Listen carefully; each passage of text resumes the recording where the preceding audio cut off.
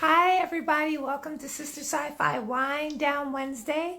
You might be like, oh, the background looks a bit different. Today, I'm in our fulfillment offices located in Oakland, California, in Oak Stop. For any of y'all who live in Oakland, I, one, am so, okay, yes, I'm so excited about today's Wind Down Wednesday. I'll be joined with some amazing Black booksellers. Most of them are from Black-owned shops, all located in California. The Collective Oakland is also located in Oakland, so I'm super excited about that. And hey, from London, oh, look at you. Okay, it is 5 o'clock here. So it's like, I think it's early in the morning in London, like hella early in the morning. So good for you for one being up and then deciding to join this live. Appreciate you. And so not only will I be joined with other Black booksellers, but I convinced them all to talk about Black speculative books. So yay for Black speculative fiction making the forefront. So we will be discussing Grievers by Adrienne Maree Brown. Oh my God, that's midnight in U.S. time. Hey, Loyal to the Soil. Michelle, do you want to join as the collective versus Loyal to the Soil? It's totally up to you. Just let me know what you prefer. So we have Reparations Book Club discussing Grievers by Adrienne Maree Brown. We have, oh wow, this is an international bunch today. To Hong Kong, I see you. That's so interesting. We have Isoke, formerly a book soup, discussing Black Leopard, Red Wolf by Marlon James. Super excited about that. I haven't read it. Oh, hey, Lanta. Yes, I love collabs. Y'all are so engaged in it. That also makes me really excited. We have Malik from Malik's Books discussing Girl on Fire by, if you've been on my Instagram, y'all know who this is by, Alicia Keys. So really excited about that. Michelle from the Collective Oakland will be discussing, our favorite Parable of the Sawyer, Octavia E. Butler. Like, we love her. And then I will be discussing The Memory Librarian. I'm wearing my shirt. I think it counts as a bookstore shirt. If y'all are following Spirit Week, today is wear a bookshop shirt. So I wore my Memory Librarian shirt. Oh yeah. Instagram is telling me to pin the product. So let's pin Memory Librarian. In full disclosure, I've only read the first story and a half, but I will finish them. So Malik, I see, okay, and I see Reparations Club, so let me see these requests. Wonder Leah 031, can you just because if somebody's joining from a different Instagram handle than the bookshop, just let me know, because I'm just not recognizing it off the top. Malik and Reparations, please send a join request. That makes it easier, but I can also try to find you. Oh, okay, I sent you an invite. You should have gotten that. And Reparations Book Club.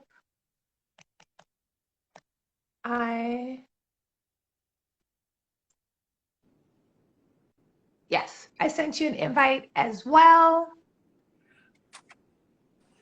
Hey, I got a 2 for 1. Hello, ma'am. Hey, and let me. How you doing? Okay. I'm good. How are you? Wonderful. And then Michelle just joined. Yeah, I'm so happy y'all all joined. Because I know we like, hey, it was kind of like through email. So this is my first time meeting most of y'all in real time. So let's do this. Let's start with the round of usually I get so excited about Wind Down Wednesdays. I forget to introduce. I'm going to have you join myself and my host. So yeah, let's go around round robin and introduce ourselves. Malik, do you want to start? Okay. Well, I'm Malik Muhammad, founder, owner of Malik Books, with co-owner, wife, April Muhammad. Glad to be here. Yes. Thank you. I'm happy you're here. Music Macabre says the whole squad is here. We all are here representing. That comment. We just got African comments like last week. Jazzy, do you want to go next? Sure. Hi. Happy to be here, but my name's Jazzy, and I'm the owner of Reparations Club. We're a bookstore also in LA, not too far from Louis. Awesome. Welcome. I've heard so many good things about Reparations Club. So I'm excited to discuss live, and your book selection was excellent. Michelle, do you want to introduce yourself? Hi, I'm Wesley with the Collective Oakland. Sorry, I see a bunch of comments. So I'm like, Michelle's hair looks a bit short. General manager here. Glad to be here. Yay. And are you at the Collective or are you at Loyal to the Soil? Do you want to tell us more about both? I'm in Loyal to the Soil space right now, yes. Yay. And tell us where the Collective is located. I mentioned it, but yeah, we want to hear. It's located inside Loyal to the Soil at 1719 Broadway in Oakland, California. Yay! So literally, the Collective and Loyal to the Soil. If you look at my ceiling, that's probably true. Say it one time. So excellent. Who wants to talk about their book first? I'm excited about all of them. I'll go first. So I thank you for your recommendation because it was on point. It was a great book. My selection is Girl on Fire by Alicia Keys. Thank you for having the book because I had it in front of me, but then I walked away from it, so I wanted to be able to have it. But the book, Girl on Fire, is by Alicia Keys. It's a graphic novel, and we live in an age where graphic novels are very exciting and popular with our youth, particularly these mangas books. And so this is a generation that is into illustrations and graphics, and this is an excellent book that Alicia Keys put together. She's only a Grammy Award winner. Author, and I think she's had about 15 Grammys, Alicia Keys. So she went and did a graphic novel called Girl on Fire, and that was one of her most popular songs, Girl on Fire. And so what that book is about a young lady somewhere around 10, 11 who discovered under pressure and adversity her true self, her inner talent, her inner gifts. And it's only in situations like that where you really find who and what you really are. So Lolo, who was the main character, discovered she had this power within her, and she had the ability to unleash this fire. And it happened when her brother, who was abducted and manipulated by a villain named Skin, whom wanted to use Alicia Keys' powers for his own good. And so she was torn between the love of her family and doing what the villain wants him to do, or just hey, do the good thing, do the right thing, and that is protect her family, but also not aid the villain to do more harm to the community. And so and at the end, it's this epic battle between her and Skin, and it almost cost her life. And as a result, she prevailed. Don't give it away. Oh, okay. I was like, you're excellent storyteller. And if I didn't already have the book, I was like, man, I need to get that book. So you can get the book at leastbook.com if you have to search you on. So I'll pause there. I've read Alicia Keys' Girl on Fire. Who else? Jazzy. Wesley, have you read the book? What did you think? If you haven't read the book, what do you think of the synopsis that Malik has given us? I love the synopsis. I was waiting for him to finish. Get the rest of it. He had me. I was like, oh, I want to hear I want to read this now. So now I'm going to find the book. Okay. And I just want to bring in the comments. Gum Clothing Store says, I'm excited to see these beautiful Black king and queens promote books to elevate our people. So thank you for that, because I've been hit by some Twitter trolls today, so I needed the positive affirmation. That's another story. Jazzy, what did you think of either if you've read it or the synopsis? I Haven't read it. The synopsis sounds great. I just got into graphic novels in general, so I've been picking up a lot more of them, which I'm really excited about. And so illustrations are beautiful. I've been that, and I'm excited to read it. The illustrator is a Black queer woman named Brittany Williams. Brittany Williams. So we love her, and I think she's in LA, but I could also be making that up. Yeah, and I think, Malik, what I liked is you contextualizing like this emergence of graphic novels and how it can be used as a connection for like younger readers, not like kids necessarily, but younger readers and the youth. So that's really exciting. So that is Girl on Fire. You can pick it up at Malik Books, or wherever you go to celebrate Independent Bookstore Day, hopefully Malik Books. If you check out Malik Books Instagram, they also do like another whole video on Girl on Fire and all that cool stuff. Thank you. Did I cut you off? Anything else you wanted to say about the book? I wasn't sure. I just didn't want you to give the ending. Yeah. Well, you know what? I find that books that where people can relate to real scenarios of life. You know, how many times all of us, was at a crossroads between, making a decision that was, and it could be a defining moment and shift in our paradigm in our life. We come to be, people manipulate and take advantage of your strength, and they take advantage of your weaknesses. So I thought the book was just an excellent book that focuses on real life issues. And even though it was scientific fantasy, whatever, graphic novel, the thing is relatable. And that's important, to make a book relatable. Agreed. Yeah, I co-sign all of that. So yeah. So thank you for talking about Girl on Fire. Any other comments? Or Jazzy, we can bring in Jazzy or Wes, the book that you want to discuss. Sure, I've got it right here.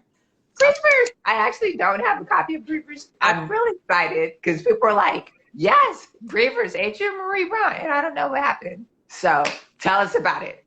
So I came to Adrienne's work through their nonfiction work, which is more about movement, organizing, nature, and how those things interconnect, which is really interesting. And then I was very excited because I knew Adrienne was like a Octavia Butler scholar. And so that was exciting to me when this one got announced, which is their first novel. So they've written some short fiction before, but this is their first novel, which I was super excited to read. And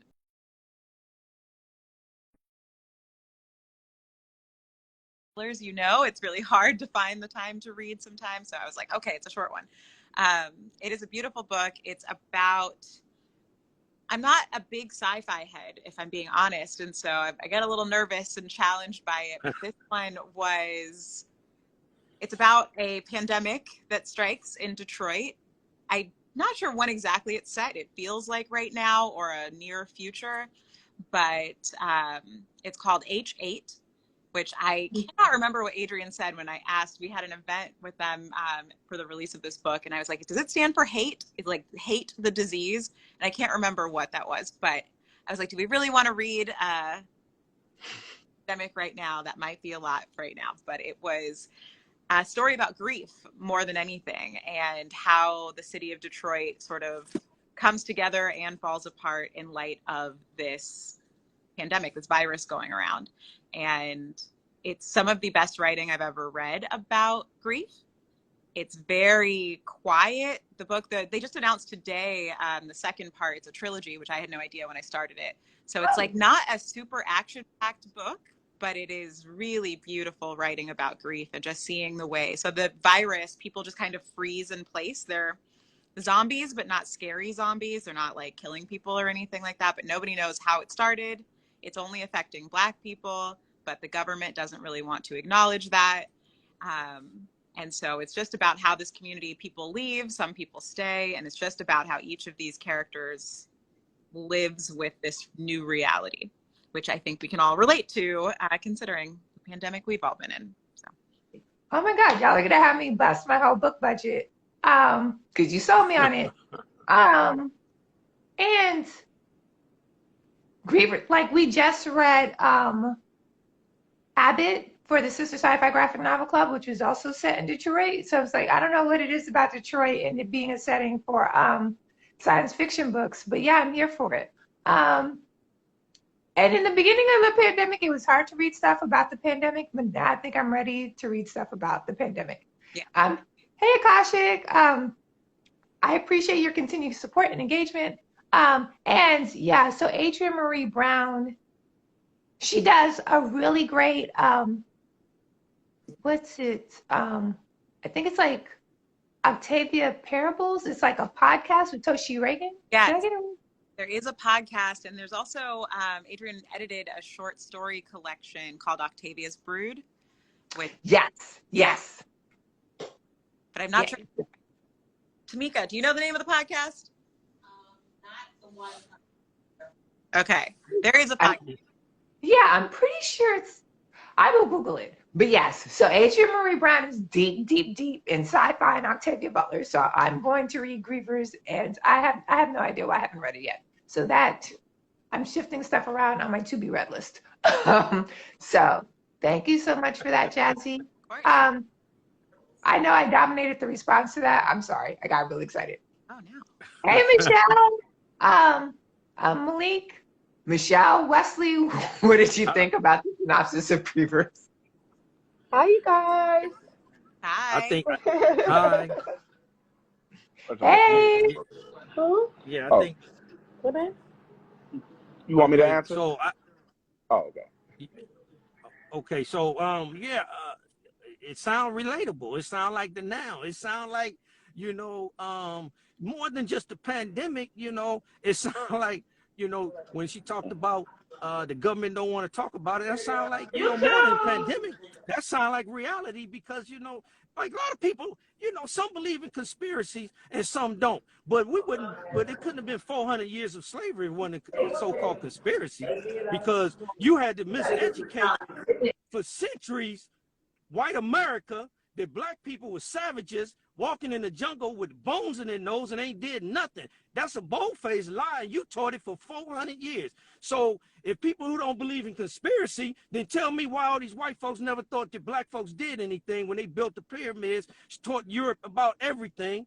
If it's anything to know about science, it's black people. So when they talk about the government and the cover up, man, that's the conspiracy. It's a lot of ignorance is permeating our community because of a lack of knowledge. And so the book, it's just, another book that you can read, but you got to see yourself when you're reading these books. You got to, find yourself when you're reading these books. A lot of people write out of the reality of and they make it fiction, they make it science, they make it fantasy, they make it all kind of things, but it's really talking about their own personal life a lot of times.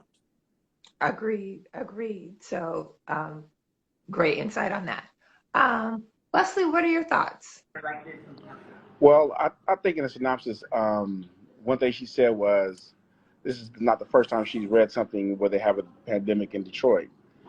And I think one of the reasons is because even today it's still a very well-known chocolate city, and they seem to always want something bad to happen to us. I remember when the pandemic first happened, they were like, it's not devastating Africa as much as we thought it would.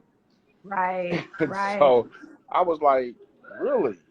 I mean, I just couldn't really understand that, but apparently they, I've been reading science fiction since I was a kid, and one of the books I read, how a lot of them decide to solve the black question is by having a disease that only affects black people. So then they don't even have to answer that question. They go on the rest of their story and tell their story without having to be inclusive about us, Right. because we're not there, we're gone. So that's what I've always noticed is that a lot of authors just don't even want to deal with it because they probably have no way of creating the characters and giving them the life that they need.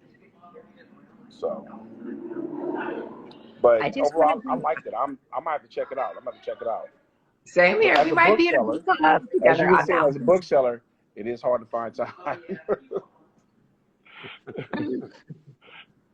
Between selling books. So yeah, Jazzy, Hopefully, Reparations Club is doing a book club discussion on that because you showed us. I just want to call in some of the people who are watching. So one of them, their handle is I Met God, She's Black. Totally here for it. Love that handle.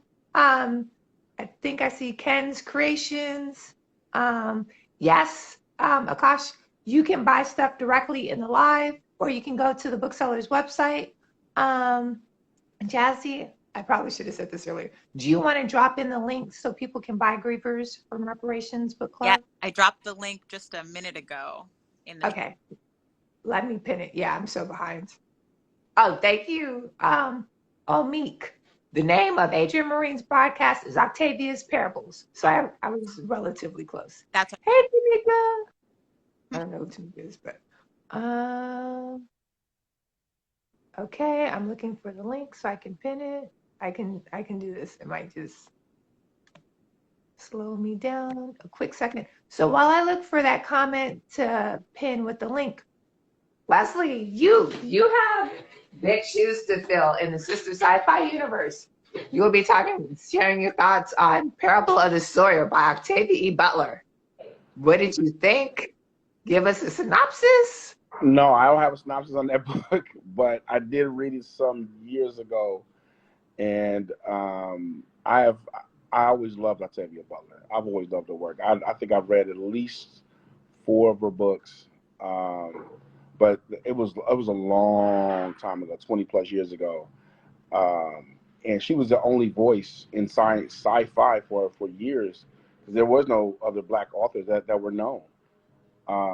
So I was very happy when as I was playing a bookseller 3 years ago, Black people start having a voice in science fiction. So I still have several. I still have to read War Girls. I did read the Akata, 2 of the 3 Akata series. So I love those books. Seeing a different story, characters like, I'm used to vampires and mummies and the European versions of those monsters, and to see new monsters in a new in a new mythology, I was like, wow! It was so creative and so well done, and the powers that she was able to exhibit in those. But I haven't read Parable So in a long time. Yeah. But No, I'm it's okay. glad that there are authors out here now that we can gravitate to. Yeah. So I mean, like Octavia Butler, some say she was foretold the future. Some say that she was giving a warning. And either way, she was a genius. So just reading the back of the cover, when global climate change and economic crisis leads to social chaos in the early 2000s. So in 2024, that's the setting of Parable of the Sawyer, which is like just 2 years from now. California becomes full of dangers, from pervasive water shortages to masses of vagabonds who will do anything to see another day. 15-year-old Lauren Alamina lives inside a gated community with a preacher. And gated community sounds really posh and rich, but it's just in a point in the future where everybody lives in a gated community just for safety. With her preacher father failing to make her shifted from surrounding anarchy. In a society where vulnerability is a risk, she suffers from hyper empathy, a debilitating sensitivity to other people's emotions. Precocious and clear-eyed, Lauren must make her voice heard in order to protect her loved ones from imminent danger her small community stubbornly ignores.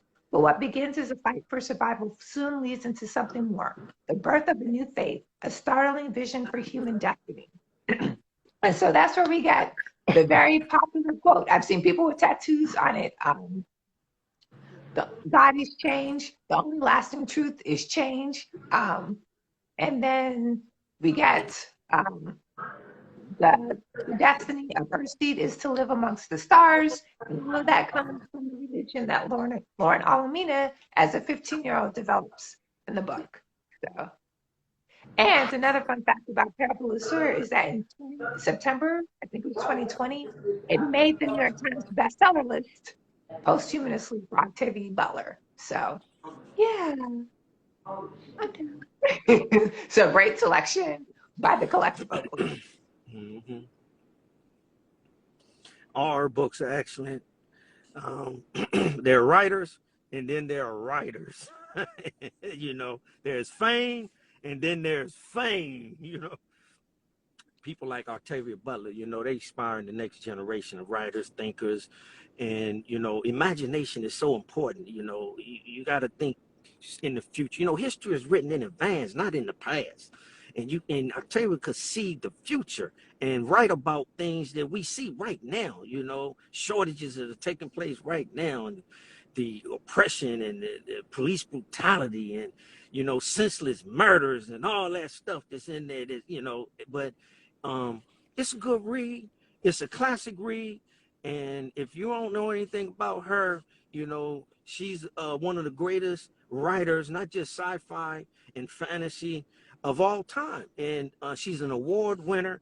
And, you know, when you walk in Malik's, we have at Malik Books the classic writers right in the front when you walk in, because these are the best writers of our generation, of our time. W. Du Bois, Baldwin Hills. I mean James Baldwin, and you know, Maya Angelou. You know, they inspiring the Octavia Butler. They inspiring the next generation of thinkers, writers, educators. You know, and so we got to give prelude to them. And Octavia is second to none. Agreed. Everybody agrees with that. Jassy, what was your introduction to either Parable of Sir and or Octavia Butler? If you want to share, no pressure. Yeah, I think like we talked about this novel being set in LA. LA was Octavia's home, Pasadena specifically, and so like she's just been like a literary neighbor to me my whole life. And yeah, her work's incredible. I am reading Fledgling right now for the first time, and I'm like 10 pages in and like hooked already. I think about it many times throughout the day. I'm just like, wait, what's happening? What's going to happen next? And I don't know where it's going to take me, but I know it's going to be good. And everyone who comes in here, everyone who works here, she's a legend. She's just a legend. Yeah. You're like, what is Shuri going to do? Yeah. Fledgling is a great one. Leslie, do you want to drop in the link to purchase Parable of the Sawyer from the Collective Oakland in the chat, and then I can pin it? You want me to put the bookstore link in here? I can put the bookstore link in here. That'd be perfect. Okay. Yay. Okay. So without much further ado, I will talk about The Memory Librarian by Janelle Monáe. Okay. I'm also still looking for the link. So it came out April 19th, which was a week and a half ago, and was supported by, I think, a 5-city tour. Janelle Monáe wrote this with 5 writing collaborators, one of which is Sherry Renee Brown. If you don't know her, Sherry Renee Brown did the anthology Dark Matter, which was the first Black sci-fi anthology ever, at least to everything that I've researched on Google. So it was cool to see, one, Janelle Monáe write an amazing collection of short stories that allows us to go back into the world of Dirty Computer, and two, really give voice to people in society who are historically othered, right? So that's Black people, women, queer people, people from like who have less economic status, people who are outside in corporate America or government or institutions, and paint them with such love and color and artistic expression, which only Janelle Monáe could, and do it in community, so we don't get like a book that we don't understand, and do it with some expert writers. So what I've read so far has been hopeful and touching, and reflective of my experience, while also pushing me into the future. The audiobook is amazing. Janelle Monáe and Bonnie Turpin trade off between reading the stories. Bonnie Turpin has read probably half of the audiobooks that I listen to. She's amazing. And then, you know, Janelle Monáe is Janelle Monáe. So that is no pressure, but that's my pitch for The Memory Librarian. And she was, okay, Got it. I'm pinning that. Okay. So, Malik, reparations, were y'all, because Janelle was in LA for the LA Festival. Festival of Books. Yeah. Yes. Yeah. So She tell us was. more We about was what is this we festival? were working too hard, so we didn't get a chance to, to see her or anybody on the panels. We Yeah. out there, All the line. working long hours. That's right. But the Festival of I Books is big. Everyone was calling it Bookchella this year, but it's a big festival, like 150,000 people come through. It's on USC's campus, and it's a pretty epic lineup of authors and panels about books, and then a lot of booksellers pop up as well, a lot of publishers, independent authors. So it's just a big book festival. Yeah, I mean, Yeah. I was looking on Instagram and like Nydia Corfor was like, people would come up to her with stacks, just like, sign every book you've ever read. I got all of them. And I was like, wow, this is, yeah, it's definitely like Bookchella.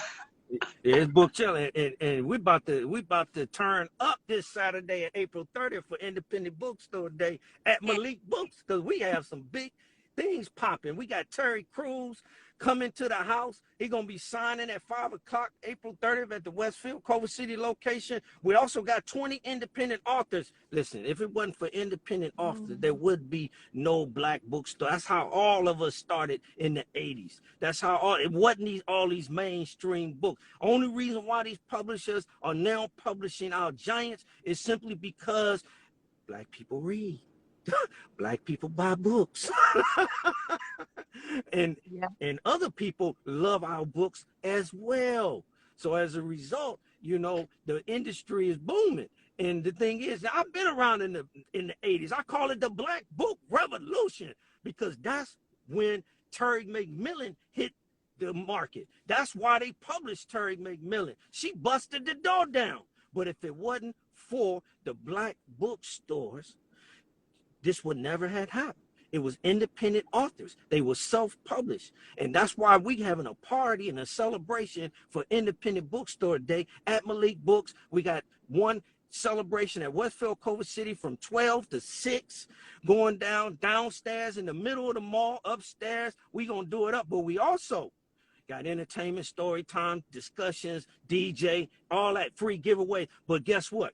Just came on board was Matthew Cherry, the author of Hair Love, is giving away signed copies at Malik Books at the Baldwin Hills, Crenshaw. We giving away 100 free books, signed copies of Hair Love at the Baldwin Hills, Crenshaw at 12 noon. That takes place at 12 noon. So you got time to go to both. Is what? 2 parties, two celebrations, going down at two locations, but we having one party all over the nation. People celebrating what we celebrating, because our independent authors is why black bookstores came about. Yay. Super Wax says they love it. I hope if I was in LA, I'd be there trying to get my signed copy of Pair Love. That's a great segue to what we're doing for Independent Bookstore Day. Jazzy, you're also in LA, so people can do the whole bookstore tour. What Yeah. is Reparations Book Club doing for Independent Bookstore Day? So Rep Club, we're not doing much, to be honest. I need some rest. We had this big LA last weekend, and every weekend before that, there's been stuff going on. So I feel like the industry is treating Indie Bookstore Day like, every indie bookstore's birthday, and I love that. And so I think there's going to be a lot of different parties going on around the city. I'm going to try to stop by Malik's if I can. We'll be doing like a spring. Get me a signed copy, girl. Okay, I'll do my best. We're excited about Terry Crews. We're excited. He's big time, and he's going to be at the West at 5 o'clock. We're excited about him.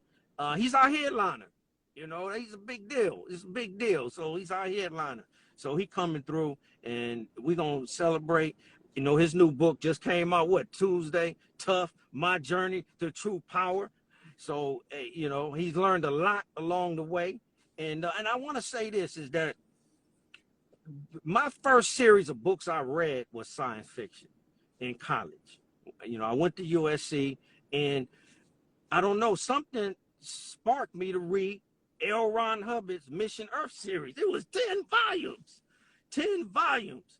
But now that I'm older and wiser, it's almost like I feel like the series was about us as Black people going through what we going through today, and how drugs has decimated us and taken away our throne and our queendom.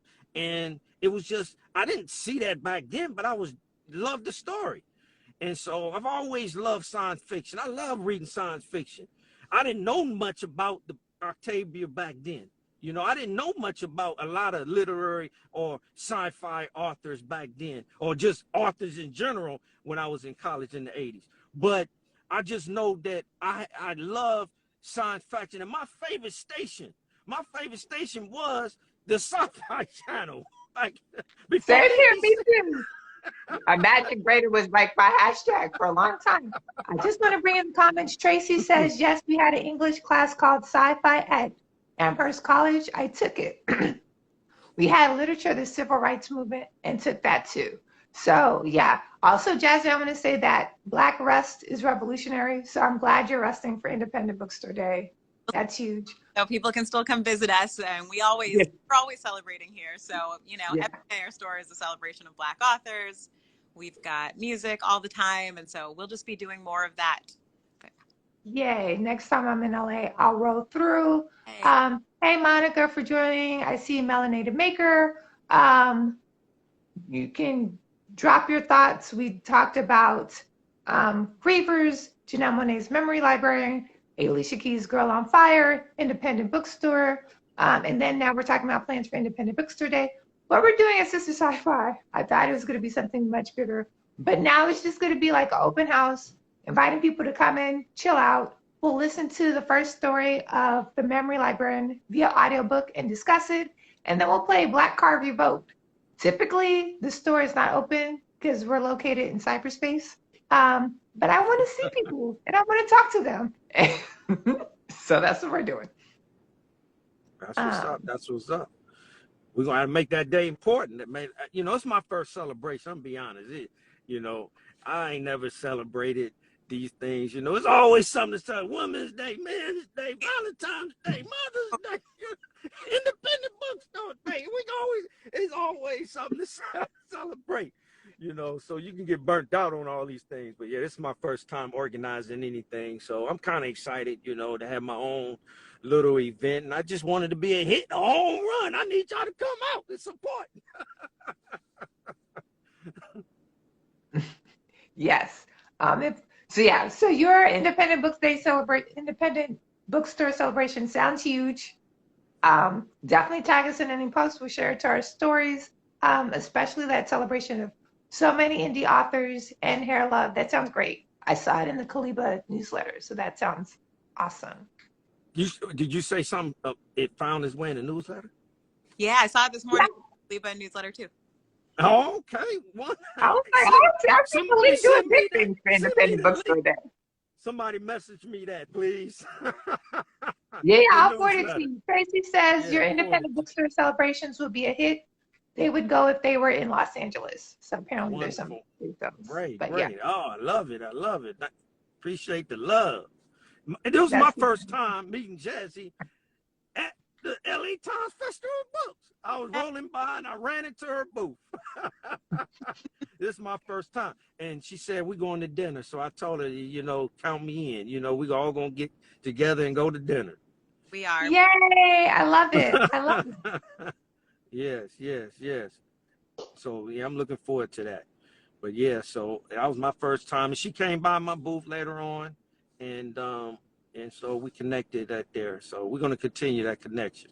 We are, and I've been to Malik's store, and it's beautiful. And yeah, I think everybody should at least, even if you don't make it out to an event for Indie Bookstore Day, should at least leave their favorite indie bookstore as a review online or something like that. But that would be for all of us. Yeah, That's absolutely. a great idea. Yeah, there's so many ways to connect with your favorite independent bookstore, online, in person, tell a friend, forward an email. There are lots of ways to support. So, yeah. I'll tell you one of the things that I forgot to mention about what we're doing at Independent. This is our annual Also, this is gonna be an annual blowout sale. We got this sale called 2 for $20, and we got some bestseller books, some heavy hitter books. 2 for $20, 2 books for $20. So y'all need to come on out because we're gonna have a lot of hundreds of titles, blowing them out. Just pick 2 for $20. I know some readers who will be really excited about that. So, yay! Author Philip Brand says, first time tuning in. Congratulations to all the authors who will be making a difference in the world well deserved. So, yeah, authors are appreciative of the space. Oh, this is something we can discuss. So, what is the structure that y'all use to work with independent writers? At Sistah Sci-Fi, we're still experimenting with it. Yeah, I think we're also still experimenting with it a bit. It's a lot of admin work, figuring out how to books on consignment. So it's a lot of work that I don't think everyone realizes, but we try, especially local authors, because we know their people are going to come in and are interested in those books too. So local authors, we try our best to work with however we can. It's always easier if independent authors are distributed through one of the major distributors, but we're still figuring it out ourselves. So I feel like our policy is changing every couple months, to be honest. Yeah. Well, that right there is is the $50 million question, because it makes it a whole lot easier if they were one of the main independent distributors, and a lot of them use this Amazon business model, and that worked for distribution through there, but that's retail. That's what we're doing. We can't benefit that way. But the whole thing is that we want to accommodate as many of the independent authors, but hey, we got to have some criteria put in place, because when we review the product, it's not that we review it for the content. We got a lot of different voices in books. We all of us amplifying the voices in many different directions. But here's the thing: it got to look a certain way. I've had books that look like paper. I've had look like a journal. I mean, not a journal, but it's staples in it, and they call it a book. And the front cover is not a card, stock. So you got to look at the book, and you got to make sure that the book meets a criteria. And yeah, going looking at what's on the shelf, trying to get as close to that as possible is important. But yeah, it's a challenge. It's but a challenge. Yeah. And we, like I said, I got love for the independent, but we got to have the book meet a certain format. We got to have the book have a title on the spine. Unless it's a children's book, we can make it an exception. But it has to have a title on the spine. I can't face out every book. So you got to have a title on the spine, because I can't face out everyone. And so the thing is, I want to support them, and because that's how I got started. And I love the independent authors. So, we have a community engagement coordinator that I shift all of that too now, because I was doing it, and let me tell you, it's a lot of admin. And so I say, oh man, I'm getting overwhelmed. I'm getting behind, doing the review. So I said, you know what? I don't want to treat independent authors because they mean a lot. So I said, let me figure out something. So right now I got a coordinator. I send them to her, and she goes through the process and to make sure that it's something that we can bring in and meet our criteria. And it's not. We're not asking much. We're not asking to reinvent the wheel. You can look at books and see the formats. Don't, follow the format. Y'all heard it here first. If you're an independent writer, while editors are important, and I think that gets overlooked a lot with independent authors, is the editing process. I would also say I agree, cover design. And my little hack that has worked on us a few times is if you're not getting a response, if you're selling that book, have your friends request the book. That makes us take a second look at something that we might have passed on, as if people locally especially are coming in and asking about it. Right. So all good tips. So one way to get in is if your friends are buying your book, have them buy it from the bookseller that you're trying to get your book into. But before you do that, make sure it's a good cover and you worked with a solid editor. Yeah. Love it. And one of the things I also do is that, I don't really take in their books on consignment. I invest in them, because they invested in themselves. So when I do make a selection, I pay them out front, upright, because I'm letting them know, hey, whether this book sell or not, I'm investing in your book. I don't want to, so I'm going to pay them up front, and I'm not taking it on consignment. And that cuts down some of the, following up later on. And, I didn't get paid, and it eliminates that. But more importantly, I'm investing in them up front. And I'm telling you, I believe in you just like you believe in yourself. So I'm, supporting you up front. I will speak the other side of that coin, although Malik has been in the business far longer than I have been, and so I'm learning from him too. But we do still on occasion do books on consignment if we're not sure we can move them, just because we're an indie bookstore that doesn't have a big buying budget. So we will take books on consignment sometimes. And if those copies sell, then we purchase them on the next round. So we're trying however we can. Absolutely. I did it like that for years and years. It is not about Oh, yeah. I think that's amazing that you do that, building them up, and also like giving them an opportunity to sell on consignment at least allows them to be seen on shelves, which is also huge. So there's pluses and minuses to both strategies. So I'm learning from the both of y'all, because right now my strategy is I will email you back at some point in the future. Very well. One was at Malik's booth at the Festival of Books, and it's a book we have on our shelf as well. Malik, it's Sharifa. What's her last name? Yeah. Anansi. Anansi. But she has a beautiful series of books that are beautifully illustrated, hardcover books, children's books called Sibling Love, and the other one, I feel like I could say. It's in you. It's in you. But they sell great. She's great on social media. I saw someone in the chat mention social media. She promotes her books. She comes by the stores and signs them, and they move. We move a high volume of them, and so now she's lovely to work with. So if you're looking for an example, she's really a great one. Yes. Example, once you have a great book with a good cover that's been edited, then please support it with social media and be willing to sign your books, ideally in person at the bookstore or somehow. But also take the time to build your social media following. It makes it easier for us as booksellers. And we're just excited that you wrote a book. So, she's going to be at the Independent Bookstore Celebration at Westfield Cold City Mall. Sharif Anansi. Yeah. She's going to be with us. We're excited. She's a good person. And Jazzy hit it on the nail. It's not people, independent author can learn from someone like, a lot of them need to be taught. Just like we all did, we all learning. But some of them need to talk to some of the people like her, because, she don't sit around and make her books coffee tables. She get out here and hustle them and know how to sell them and market them.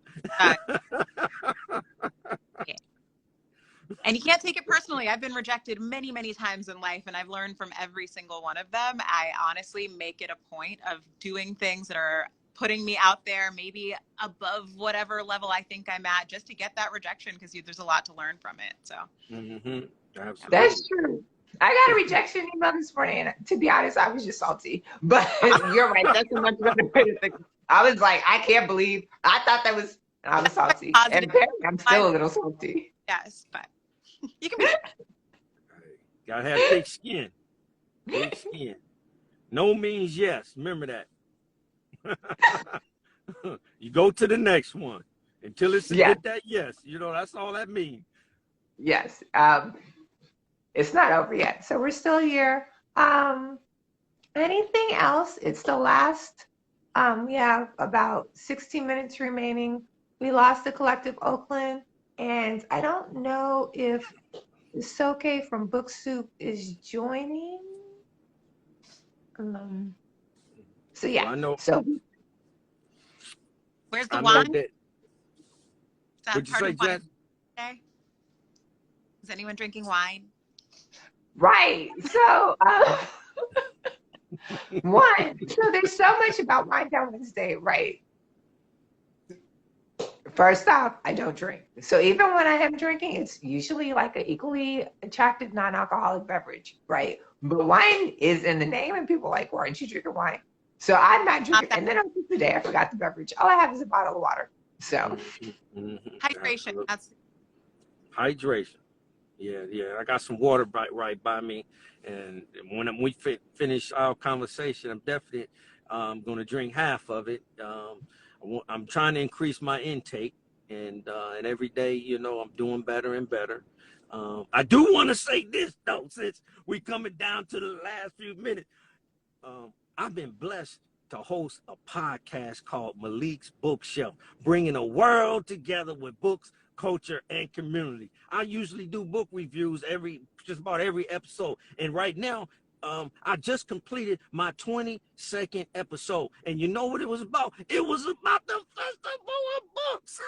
Hey, I went on the stump, and I started finding authors and getting interviews from some mainstream, some independent. So my episode of Malik's Bookshelf is called, this episode 22 is called Festival of Books. I got a financial literacy author, a young lady who's an accountant, wrote some books about financial literacy for kids. I stumbled on her. I was like, yeah. Then I got an interview. I got an interview from this guy, Alphabet Rocker, who him and his wife got a team called I'm Not Alone, something like that, right? And I got a chance to talk with Nikki Smith. I got some of his reading he did about Born on the Water, the 1619 project. So all of that's on there, as well as Sharifa Nanzi, who was autographing with us. I interviewed her.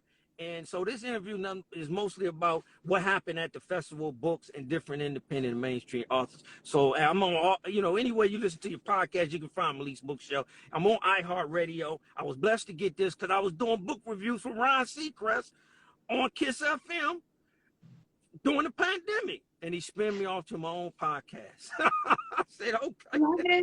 Love it.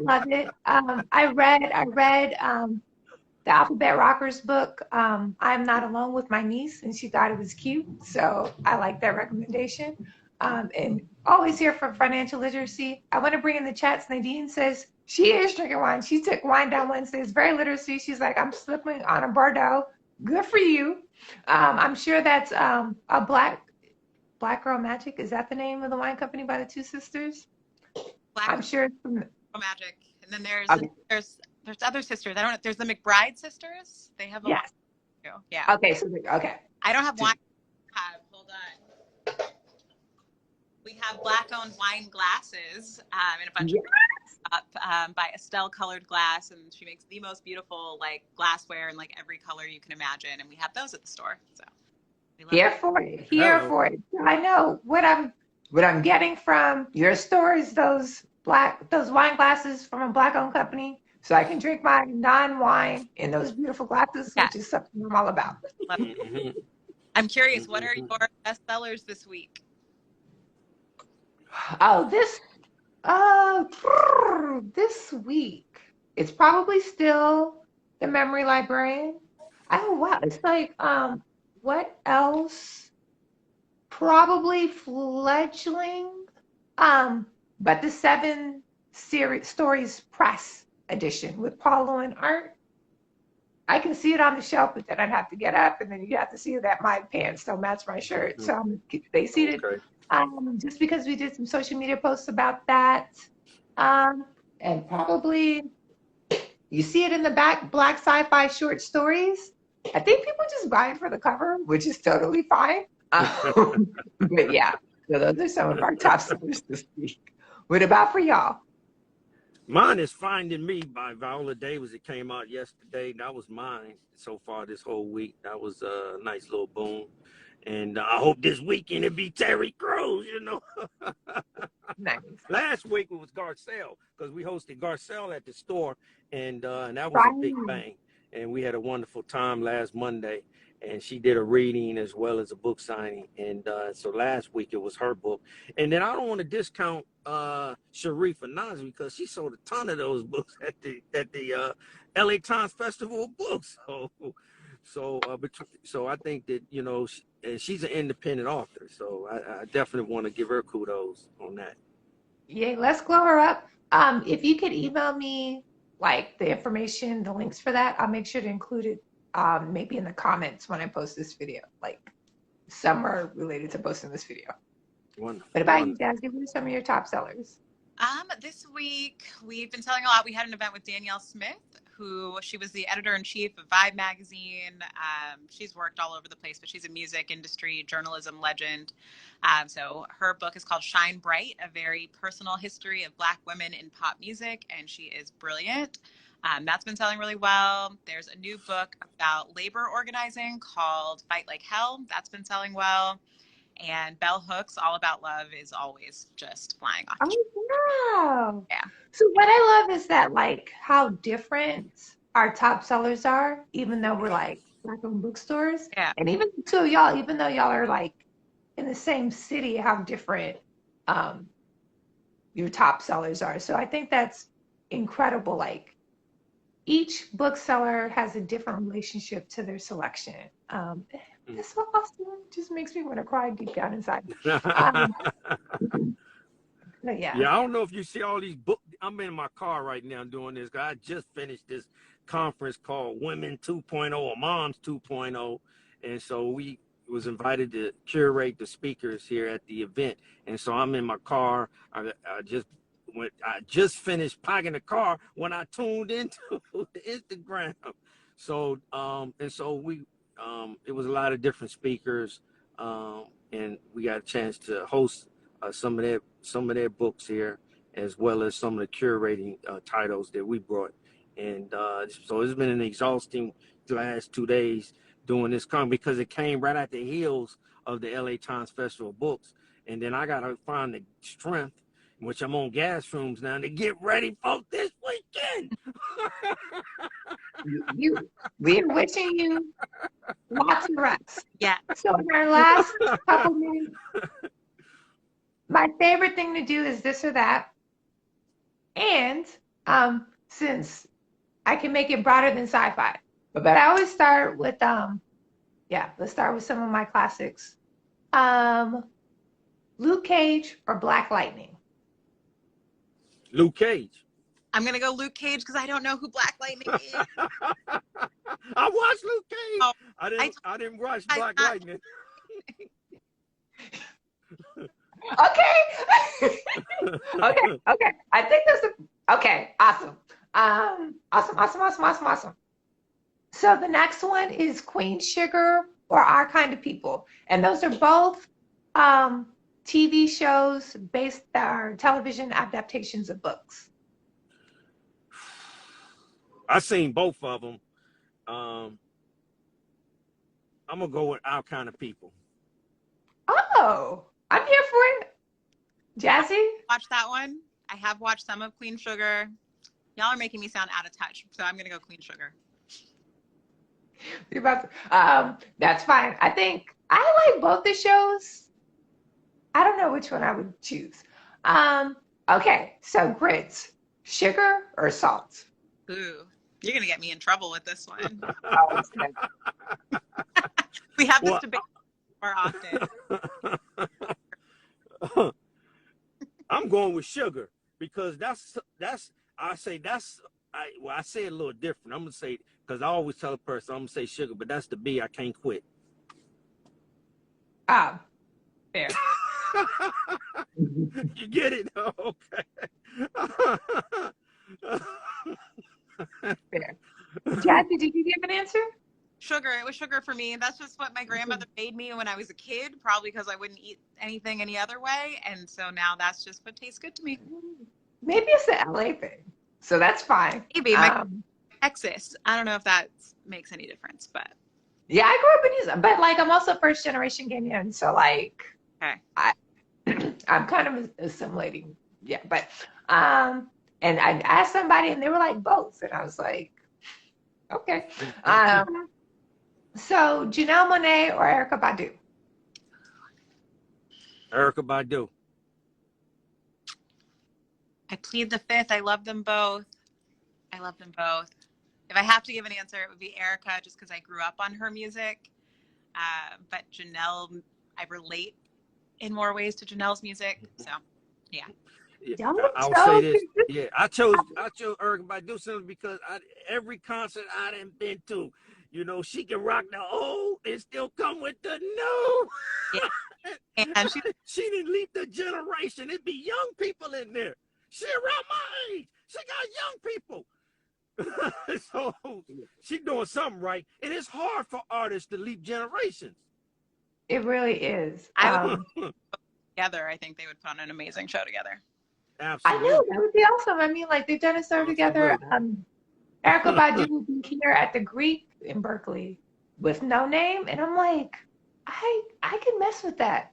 I think it just depends Yeah. on how I feel about COVID at that time. Do y'all have any this or that questions? Ooh.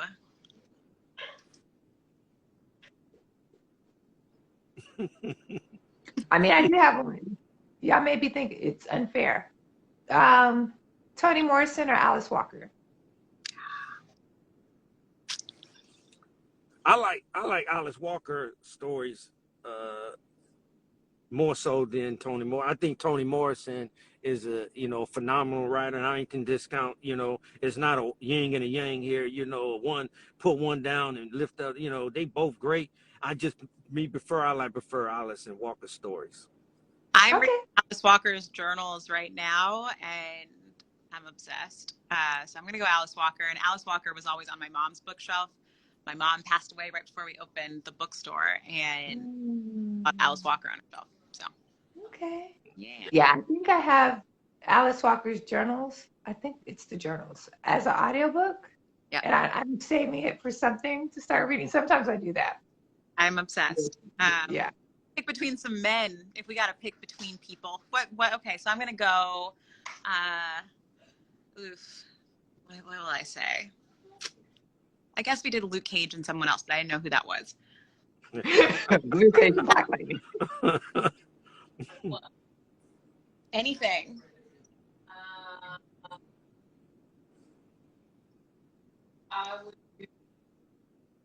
Sometimes I ask Killmonger. Okay. Cake or pie? Cake Cake. or pie? I'm cake all the way. All day, every day. I love pie, but I love some cake. Yeah. I just like anything soft and sweet. So pie, donuts, beignets, all of it. Yes, So, yes. sweet bread. Yeah. So, but that's a good one, cake or pie. Yeah, cake or pie. Go right or go left? Yay. Go ahead. I would just say, which one would you go? Go right or go left? Right. I'm gonna go left. Yeah, it depends. Oh, okay. I would go left, even because I think I would have been left-handed had my parents not insisted that I be right-handed. Same. Yeah. Last one, Killmonger or Magneto? Magneto is the villain in the X-Men, for some of us who may not know Jazzy. Magneto, I actually do know that one. I know. Okay. Well, Killmonger. And personally, I didn't see him as a villain. I thought his perspective was just as right as Black Panther. It's sometimes, it's just like Avengers. A lot of people watch, the Endgame, and they look at Thanos as being the villain. He's not the villain. He's trying to bring balance to the universe. But yet, the people don't accept the balance. They want to go back to the old ways and chaos. Remember, it was peace that he brought. They rejected peace and wanted chaos. See, they slipped that in on you on that. But Thanos is not a villain. Thanos is bringing balance to the universe to stop the killing and the madness. And some people had to go away in order to do it. It went over a lot. It's just like, it went over people's head, though. Remember, it was balance. It wasn't no wars. Avengers want to fight. I need to mention because I never even questioned that Thanos was the villain. So. Yeah, initially, you see him as a bad guy, but he talked with wisdom. He talked wise. Notice that when he did what he did, he had no emotion. It wasn't about emotion. It was mathematics. Some people going to have to go to bring balance. It's just like, okay, you say, okay, you look at the reality now. You say God is going to going to kill all the unrighteous, and only the meek and the righteous is going to inherit, right? All right, that's a lot of people. Then you talk about people say, oh, you know, Satan wanted to kill the masses of the people too because they ain't profitable. They both got the same agenda, but they got different motives. Mm. Fascinating. And motives Yeah. is the key to looking at right and wrong, not necessarily the act. You can commit an act, but if the motive is right, you can, in self-defense, you kill somebody that's trying to kill you. You protected yourself.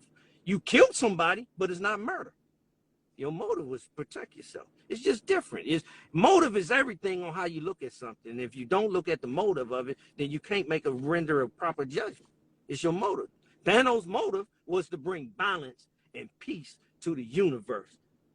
And they rejected it because they wanted a life of chaos and war. And that's what was taking place. So that's what they were showing you. No, I'm like, I have to discuss this with some people. And that's an interesting point of view. So, thank you so much. This was a lot of fun. If y'all are down, we should definitely do this again for like maybe Black History Month or Juneteenth, because I forgot Juneteenth is just around the corner. But no pressure if it feels of ease for you. This was so much fun. So much for Thank you. together. Appreciate you. Of course. All right. Catch up on some sci-fi too. So Bye-bye. Thank you. All right. Have a blessed day.